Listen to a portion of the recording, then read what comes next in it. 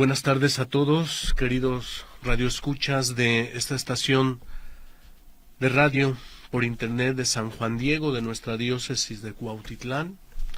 Les saludo con mucha alegría después de estos festejos que hemos tenido sobre la celebración del misterio de amor del nacimiento de nuestro Señor Jesucristo. Espero que todos se encuentren bien junto con sus familias. Y comenzando este año nuevo, pues como ya sabemos todos, comenzamos con esta alegre noticia, con esta buena noticia de que nuestro Señor Jesucristo ha elegido a nuestro obispo, tercer obispo de Cuautitlán. El Santo Padre ha nombrado el 9 de noviembre pasado a Monseñor Don Efraín Mendoza Cruz como nuestro obispo, que ya en unos próximos días, concretamente el próximo martes 17 de enero, estará llegando, lo estaremos recibiendo con mucha alegría en nuestra diócesis de Cuautitlán. Por eso quiero compartir con ustedes en este ambiente de espera alegre, de espera jubilosa por la llegada de nuestro obispo Don Efraín. Quiero compartir esta catequesis sobre precisamente la figura del obispo, centrándonos o profundizando en ella a partir de la Sagrada Escritura. Porque pues hemos de decir que este servicio, este ministerio de ser obispo, pues está bien fundamentado en la palabra de Dios. Y entonces, como está bien fundamentado en la palabra de Dios, sobre todo en varios de los escritos del Nuevo Testamento, tanto de los evangelios como de algunas cartas de San Pablo, pues es importante decir ya de entrada que el ministerio de obispo pues lo instituyó el mismo Jesucristo, es decir, es de origen divino, es de institución divina, como lo vamos a ver a continuación en algunos textos bíblicos tomados fundamentalmente del Nuevo Testamento. Aunque hemos de decir en un primer momento que ya desde el Antiguo Testamento, aunque no tenemos el nombre de obispo como tal, pero sí Dios en la elección de su pueblo amado de Israel y en la organización de las 12 tribus de Israel, destina a una de estas tribus a ser una tribu sacerdotal, la tribu de Leví, que precisamente, según el querer de Dios de Yahvé en el Antiguo Testamento, los que forman parte de esta tribu sacerdotal de Leví, pues son quienes se encargarán de, llamémoslo así, celebrar el culto a Yahvé, celebrar a Yahvé, celebrar las acciones litúrgicas para Yahvé, de encargarse del oficio sacerdotal en honor de Yahvé, a favor de su pueblo Israel. Entonces ya desde allá, desde el Antiguo Testamento, nos damos cuenta cómo Dios quiere que se le rinda culto. Dios quiere que se le reconozca como el único Dios de Israel y como el único Dios sobre la tierra. Esta va a ser una y otra vez la voluntad del Señor expresada, tanto al pueblo de Israel, a los sacerdotes, a los profetas.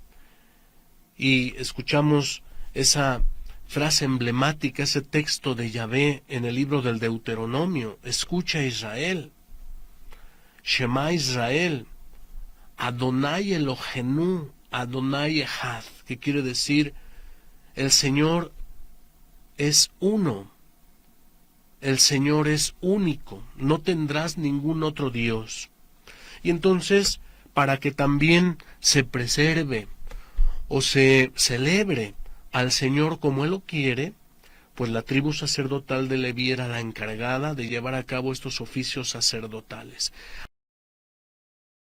A construir, hacer, que Él pide que se haga al rey Salomón y que lo lleva a cabo con todo cuidado y todo detalle, es porque la presencia del Señor quiere estar en medio de su pueblo y porque elige 12 discípulos que después serán los 12 apóstoles.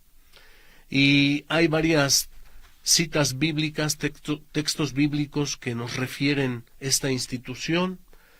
Ahora quiero leer con ustedes uno de ellos, Marcos, capítulo 3, versículos del 13 al 19. Podemos darnos cuenta de cómo el Señor es el que llama, elige, instituye a los primeros 12 apóstoles que serán los primeros obispos. Significativamente, en primer lugar, en la lista de los 12 aparece Pedro. También así lo hará el evangelista Mateo cuando dé la lista de los 12. Como Pedro, pues como el jefe de los apóstoles. Bien, entonces Jesús llama a estos primeros 12 para dos cosas. En primer lugar, para que estén con Él. Es decir, para ser discípulos, para aprender de Él, para compartir el estilo de vida de Jesús, para conocerlo más, para amarlo más, para tener una experiencia más íntima con Él, una experiencia de Dios. Según San Juan, del capítulo 21, versículos del 15 al 17. Dice Juan en el 21, le dice, pastorea mis ovejas. Le dice por tercera vez, Simón, hijo de Juan, ¿me quieres? Pedro se entristeció porque le había dicho por tercera vez, ¿me quieres? Y le dice, Señor, tú lo sabes todo, tú sabes que te quiero. Aquí, en este pasaje, en este texto bíblico, aunque es específicamente al apóstol Pedro, a quien Jesús hace esta triple interrogación, pues es una oración, porque parte de la experiencia de su encuentro con el Señor, de su meditación profunda, al confiársele el ministerio de ser obispo. San Agustín ya veía ahí un peligro en este oficio, en este servicio. Y dice lo más temible y reconoce, en este cargo es el peligro de complacernos más en su aspecto honorífico que en la utilidad que reporta para vuestra salvación. Y un esfuerzo, el don de ser cristianos que compartimos con ustedes representa nuestro descanso. Qué hermoso. Como obispo, San Agustín, pues reconoce, yo creo que en esto se ven identificados todos los obispos, un cumplimiento de deberes, un trabajo, un esfuerzo, pero el don de ser cristiano comporta un descanso. Por lo tanto, si hallo más gusto en el hecho de haber sido comprado con vosotros que en el de haber sido puesto como jefe espiritual de vosotros, entonces seré más plenamente vuestro servidor, tal como manda el Señor, para no ser ingrato al precio que se ha pagado para que pudiera ser siervo como vosotros. Y luego viene el eco que hace del texto bíblico que acabo de leer. Debo amar al Redentor, pues sé que dijo a Pedro, Pedro, ¿me amas? Pastorea mis ovejas. Y esto por 3 veces consecutivas. Se le preguntaba sobre el amor y se le imponía una labor. Y aquí hay una frase hermosísima, porque cuanto mayor es el amor, tanto menos es la labor. Por eso Jesús le pregunta a Pedro por 3 veces, ¿me amas? Mira, Pedro, si me amas, como obispo que eres, la labor que te voy a confiar, el ministerio que te voy a confiar, va a ser pequeño, porque me amas. Porque cuanto mayor es el amor, menor es la labor. ¿Cómo pagaré al Señor todo el bien que me ha hecho?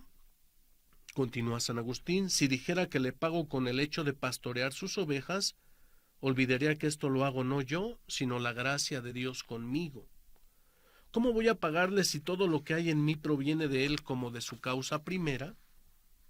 Y sin embargo, a pesar de que amamos y pastoreamos sus ovejas por don gratuito suyo, esperamos una recompensa.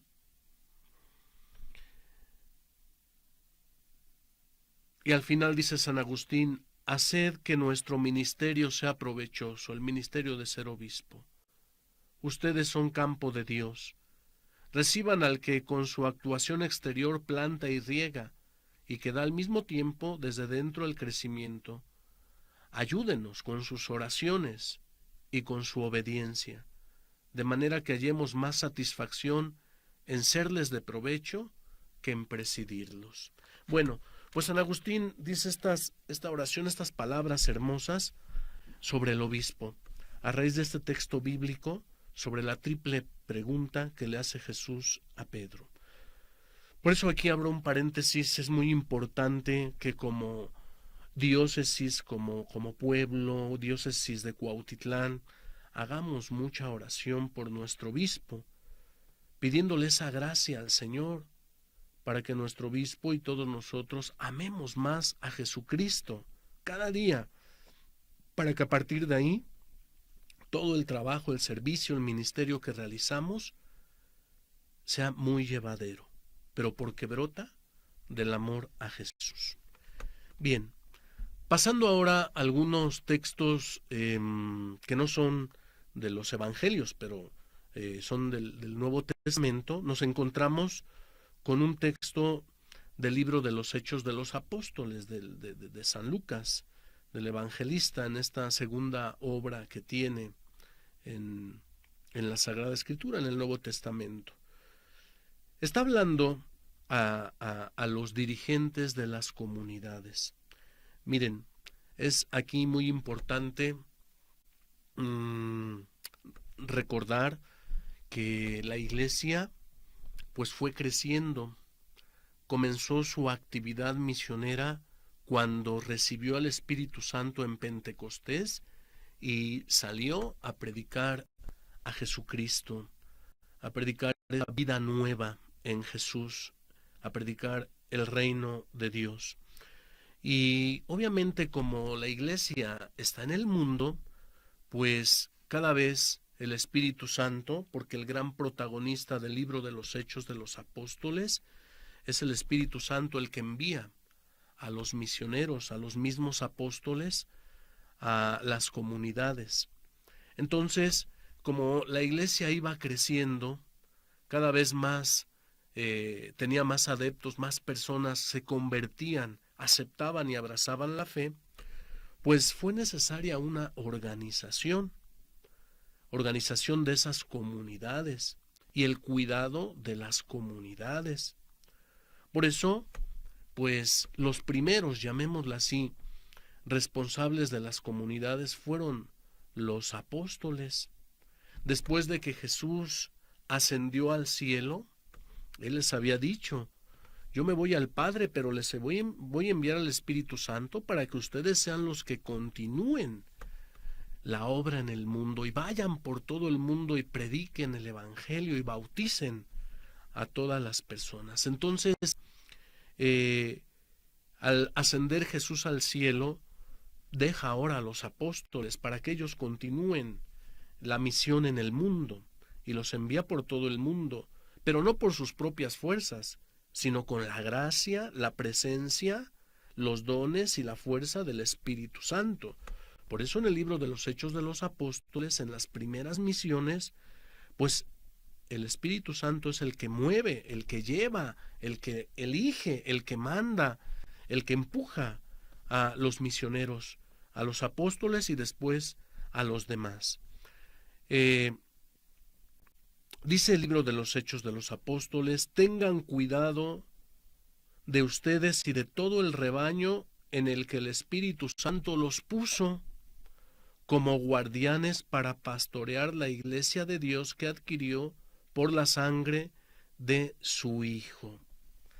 Entonces, podemos decir que la palabra obispo viene del griego episcopos, que tiene muchos sinónimos. Uno de esos sinónimos es este que acabamos de leer. Tengan cuidado de ustedes y de todo el rebaño en el que el Espíritu Santo los puso como guardianes. Podemos decir entonces que un obispo es un guardián para pastorear la iglesia de Dios que adquirió por la sangre de su Hijo. Un sinónimo bíblico en el Nuevo Testamento del obispo es aquel que guarda, aquel que cuida, aquel que es guardián.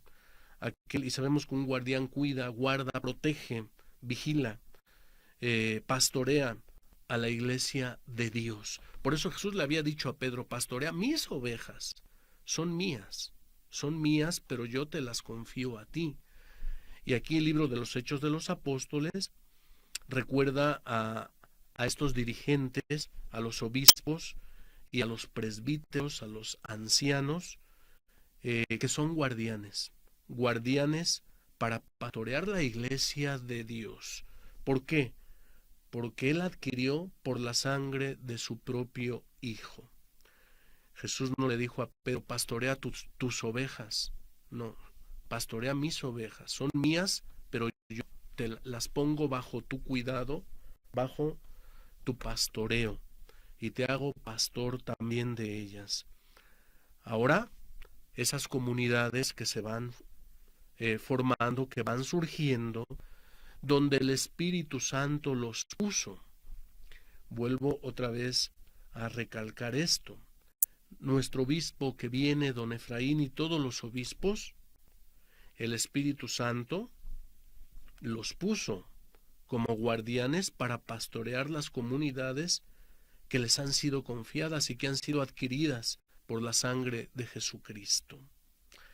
Entonces, los apóstoles van tomando así el destino de las iglesias, de las comunidades que se les han confiado. Y después se les van asociando algunos colaboradores. Vendrá lo que llamamos después la sucesión apostólica. Voy a leer más adelante otro texto bíblico referente a la sucesión apostólica. Pero ya desde ahí se va conformando la jerarquía de la iglesia, que la jerarquía de la iglesia es querida, es de revelación divina, pero para el servicio, para el anuncio del evangelio, para pastorear a la iglesia de Dios como Él así lo ha querido. Entonces, esta palabra guardianes de las comunidades, se deriva del vocablo obispo, episcopo. Entonces, el estilo del pastor es vigilar el rebaño, cuidar el rebaño, y han de conservarlo bien. Podemos decir, han de conservarlo unido en comunión para su verdadero pastor, que es Cristo, para el buen pastor que da la vida por las ovejas. Por eso los ha puesto como obispos. Después hay otro texto bíblico de la carta de San Pablo a los Filipenses, capítulo 1, versículo 1-2, inmediatamente es como comienza la carta. Es el saludo tradicional con el que podemos identificar las cartas auténticas de San Pablo. Dice así: Pablo y Timoteo, esclavos de Jesucristo, a todos los santos en Cristo Jesús que están en Filipo, con los obispos y los diáconos. Les deseamos gracia y paz de parte de Dios nuestro Padre y de Jesucristo el Señor. Entonces, aquí ya se habla específicamente del término episcopos. Pablo está reconociendo que en la comunidad de Filipo ya hay obispos y hay diáconos. Es decir, ya se va conformando también la jerarquía de la iglesia. Presbíteros, es decir, ancianos, episcopos y diáconos. Entonces la palabra obispo aquí empleada en este texto se refiere al término griego vigilante, Decíamos que la palabra episcopo tiene muchos sinónimos, ya vimos el de guardián, pero también podemos llamarle un vigilante, alguien que está vigilando a las ovejas, cuidando a las ovejas, observando a las ovejas.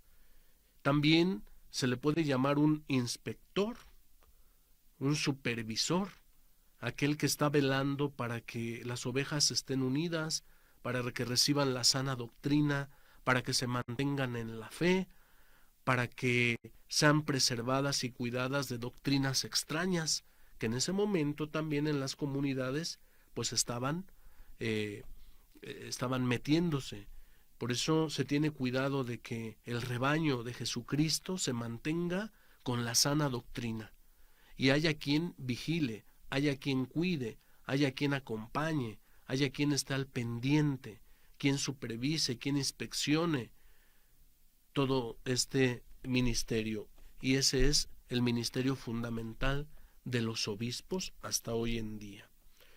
Entonces, el Nuevo Testamento registra la existencia de muchos y variados servicios.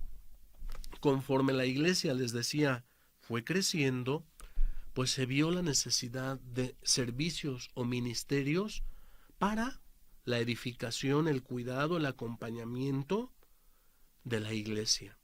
Surgieron varios ministerios, como hasta hoy en día hay varios ministerios y servicios en la Iglesia, que van surgiendo de acuerdo a las necesidades que se tienen, pero es el Espíritu Santo el que suscita todos estos servicios para bien de la Iglesia, para que pueda cumplir su misión en este mundo y para que pueda presentársela al esposo sin mancha y sin arruga.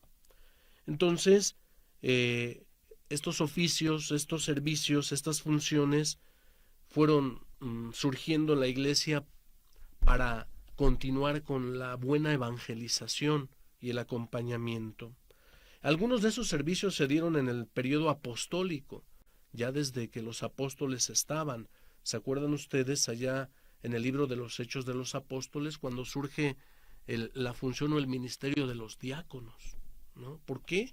Porque había una necesidad en la comunidad. La necesidad era que no se les estaba atendiendo bien a las viudas de los griegos. Entonces los apóstoles dicen, es que nosotros no podemos atenderlas y descuidar la predicación, la evangelización.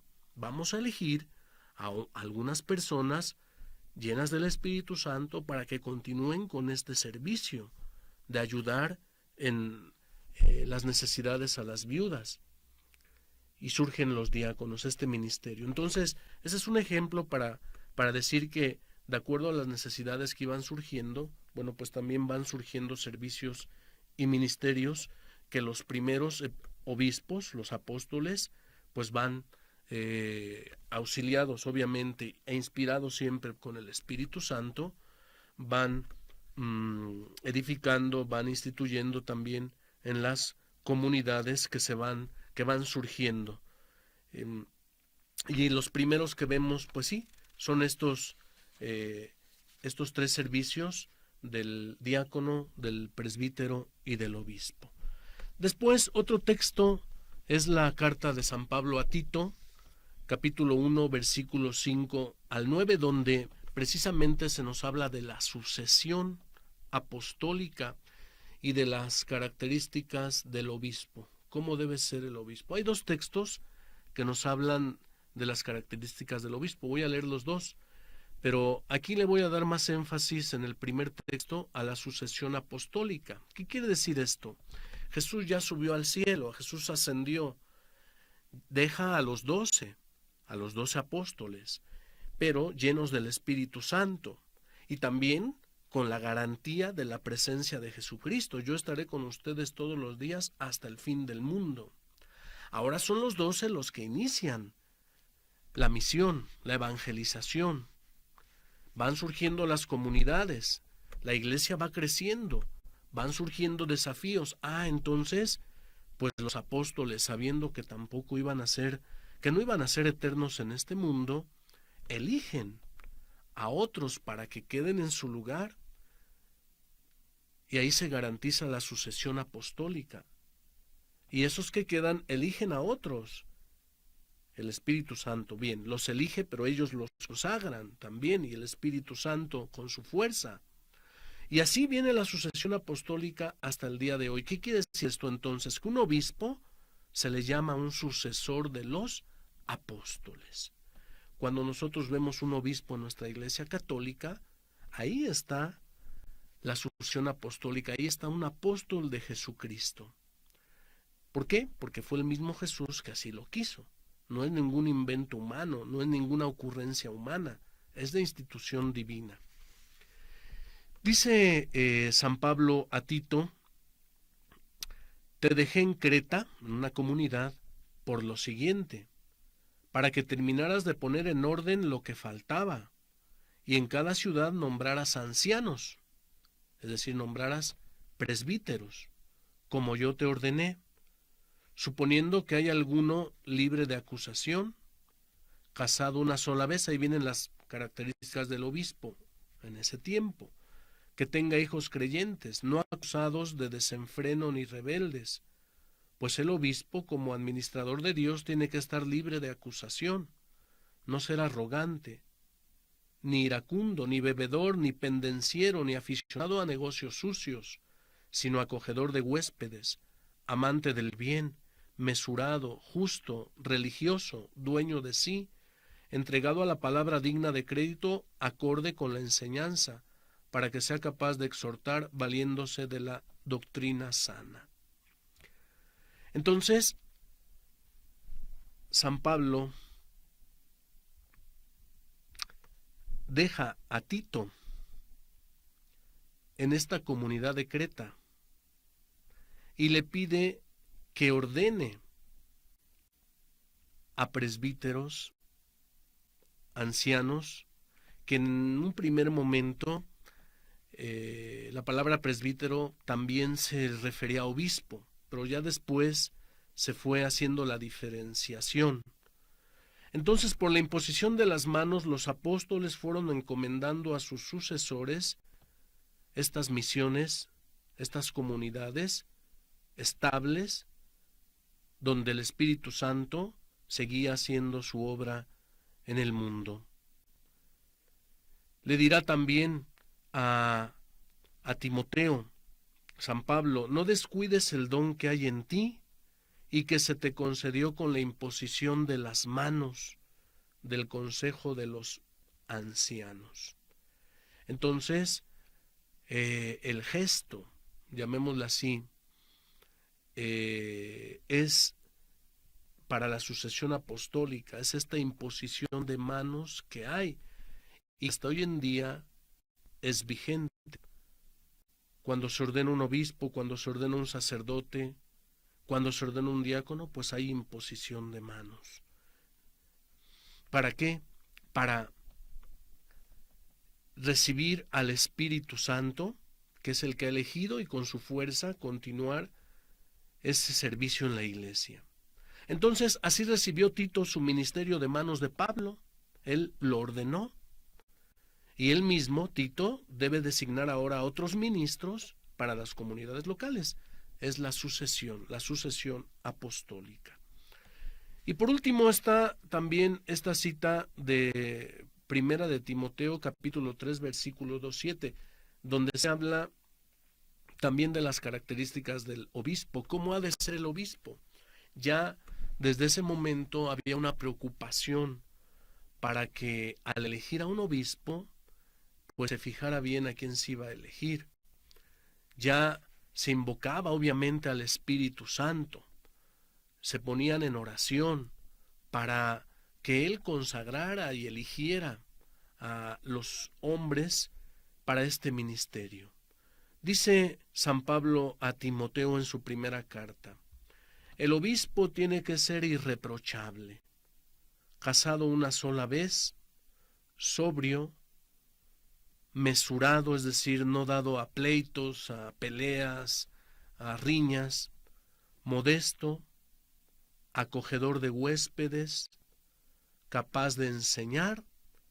Aquí vemos uno de los triples ministerios del obispo, que es el oficio docendi, es decir, la función de enseñar, capaz de enseñar, no bebedor ni pendenciero, no dado a riñas, a pleitos, no conflictivo, sino condescendiente, no agresivo, ni apegado al dinero, que gobierne bien su propia familia, que si uno no sabe gobernar su propia familia, ¿cómo va a cuidar de la iglesia de Dios? No un neófito, es decir, que si se va a elegir a un obispo, que no sea un neófito. Recordemos que el neófito, la palabra neófito quiere decir nuevo en la fe, es decir, no se elija como obispo a alguien que apenas acaba de abrazar la fe o que apenas ha recibido los sacramentos del bautismo o de la confirmación o participa por primera vez en la mesa del Señor. No lo ordenen, no lo nombren obispo. ¿Por qué? Porque apenas es nuevo, déjenlo un tiempo y después si se le ven cualidades, pues adelante. Dice, no un neófito. Y da la razón, ¿por qué no un neófito? No sea que cegado por la soberbia caiga en la condenación del diablo. Entonces, aquí están estas características que el Nuevo Testamento presenta sobre los obispos, llamémoslo así como el perfil de los obispos.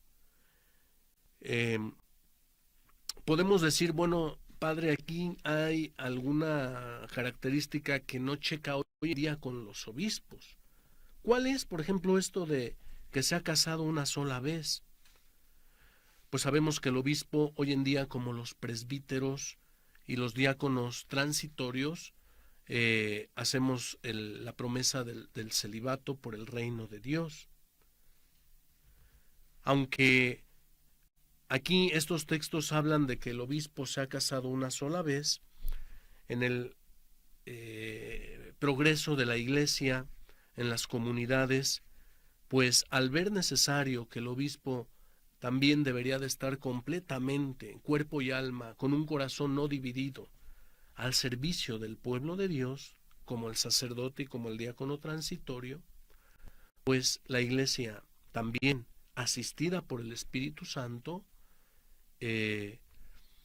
dispuso que los obispos fueran célibes, como los sacerdotes y los diáconos. ¿Para qué? Para que de esta manera llevaran a cabo en cuerpo y alma mejor el servicio total, una entrega total a la iglesia de Dios, por el reino de Dios. Y Jesús lo dirá, hay algunos que nacen incapaces para casarse, hay algunos que los mutilan los hombres, pero hay otros que no se casan, que son célibes por el reino de Dios.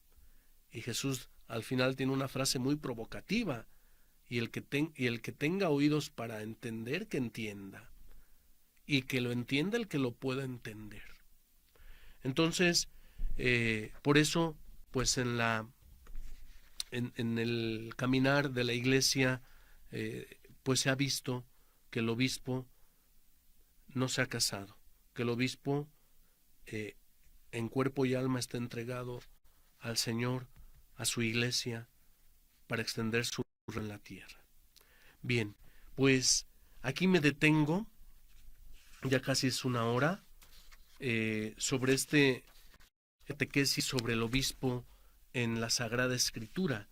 Vimos pues algunos textos, todavía hay más en los que podemos seguir profundizando, pero fundamentalmente están estos textos a los que ya hemos hecho referencia, los que hemos profundizado sobre este servicio, este ministerio de los obispos.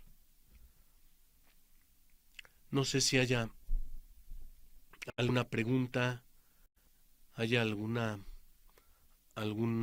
comentario. Saludamos a Laura Jiménez, que también nos está siguiendo. A María Reyes, buenas tardes a todos. Gracias a todos por seguirnos en este momento.